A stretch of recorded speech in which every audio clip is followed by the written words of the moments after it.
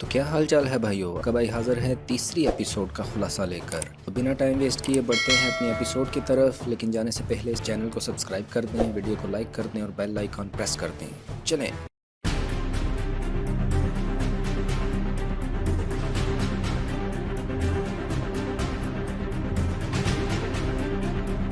Episode की तरफ बढ़ने से पहले बात हो जाए इस बंदे के बारे में। जी हाँ, ये हैं महाशय ज़ीमो।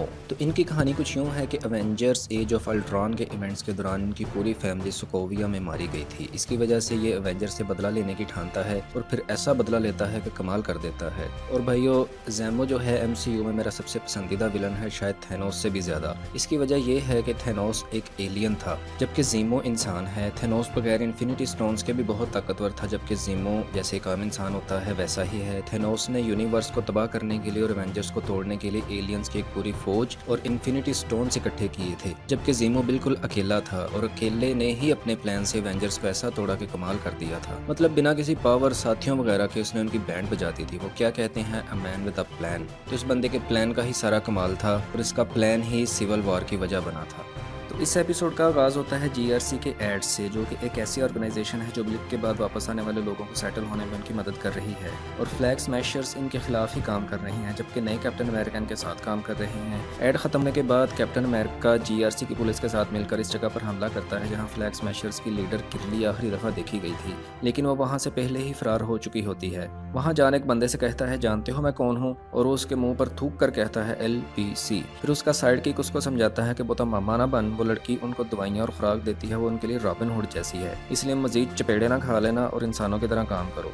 इधर सैम और बकी ज़ीमो से मिलने जेल पहुंच जाते हैं ताकि पता लगा सके कि ये सुपर सोल्जर सीरम कहां से फ्लैग स्मैशर्स को मिल रहा है। बकी कहता है, मैं उससे जाकर मिलता हूं, क्यों अवेंजर हो, तुम्हारे साथ वो बात नहीं करेगा। अंदर जाकर बकी जब उसके सामने खड़ा होता है तो ज़ीमो उसको कंट्रोल करने का कोड बोलता है जो हाइड्रा ने बनाया था जब वो विंटर सोल्जर था। बकी कहता है, बकवास ना करो, और फिर उसको सारी बात बताता है कि कैसे super soldier serum flag smashers के लोग इस्तेमाल कर रहे हैं। ज़ीमो कहता है, मैं तुम्हारी मदद कर सकता हूँ, और फिर बकी ज़ीमो को जेल से फरार होने में उसकी मदद करता है। वो किसी तरह सिक्योरिटी कार्ड फिर जेल में दंगा करवाकर फरार होने में उसकी मदद करता है, और फिर वो सैम और बकी तक पहुंच जाता है। सैम इस बात की बहुत मुखालफत करता है, लेकिन फिर मान जाता है और फिर तीनों में कोलैबोरेशन हो जाता है। I mean what the hell यार, क्या यार फ्रिज भैया, तुम्हारी और राइटर्स की मर्जी। यहीं पर ज़ीमो को जहां वो सैम और बकी से मिलता है अपना मास्क भी मिलता है। ज़ीमो इनसे कहता है कि पहले हमें एक औरत सेल्बी से मिलना है, वही पर हमारी पहली सीढ़ी बनेगी। फिर वो ज़ीमो के जहाज़ में बैठकर वहां से निकल लेते हैं। अब यहाँ ये समझ नहीं आती कि दुनिया का एक खतरनाक तरीन बंदा जेल से फरार अपने ही जहाज़ में बैठकर मुल्कों मुल्कों फिरता है। कैसे, मतलब कैसे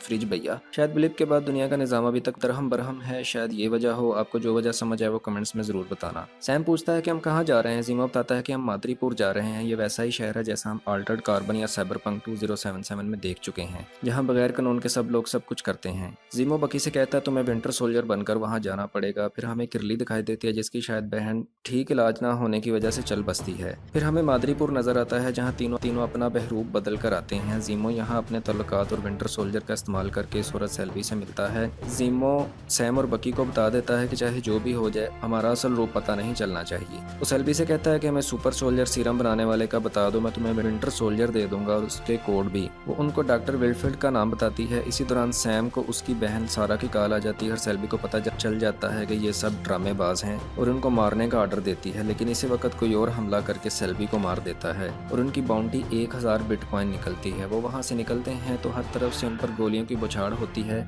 लेकिन चूंकि वो हीरो हैं इसलिए गोलियां सलाम मुर्शद बोलकर इधर उधर निकल जाती हैं। वहाँ उनकी मदद करने वाली और सेल्वी को मारने वाली शैरन होती है, जो कि उनको अपने साथ जगह पर ले जाकर छुपा देती है। शैरन उनको डॉक्टर का पता बताती है और सैम उसको ऑफर करता है कि तुम हमारी मदद करो, मैं USA गवर्नमेंट से तुम्हारा नाम क्लियर करवा दूंगा। फिर वो उनको पोर्ट पर लेकर जाती है, जहां एक कंटेनर में डॉक्टर विलफर्ड ने अपनी लैब बनाई होती है। वो तीनों अंदर चले जाते हैं, जबकि शैरन बाहर ही रहती है।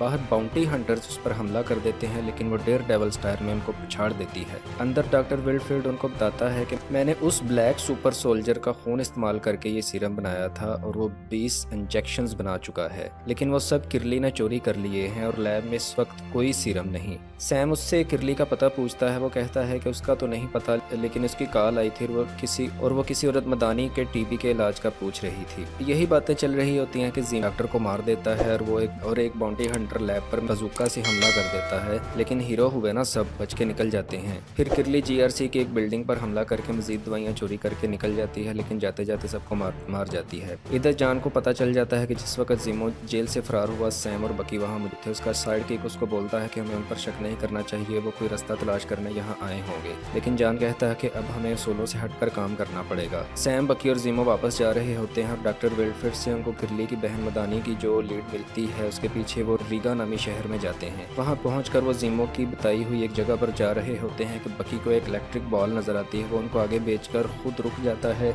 और बाल के सिग्नल्स का भी करता दूसरी बाल और उसके सिग्नल्स का पीछा करता वो वकांडा की वॉरियर तक पहुंच जाता है। वो कहती है कि मैं यहाँ सिर्फ जीमो के लिए आई हूँ। याद रहे कि जीमो ने वकांडा के बादशाह टिचाका को कत्ल करवाया था, जो कि टिचाला का बाप था। तो इसी के साथ हमारी आज की ये एपिसोड ख़त्म होती है। भाइयों को अगर अच्छी लगी हो तो लाइक कर दें, सब्सक्राइब कर दें, शेयर कर दें, कमेंट्स कर दें। अगर ना अच्छी लगी हो तो कमेंट्स में मुझे लाजमी बताएं कि क्या कमी थी। आपका भाई ठीक करेगा।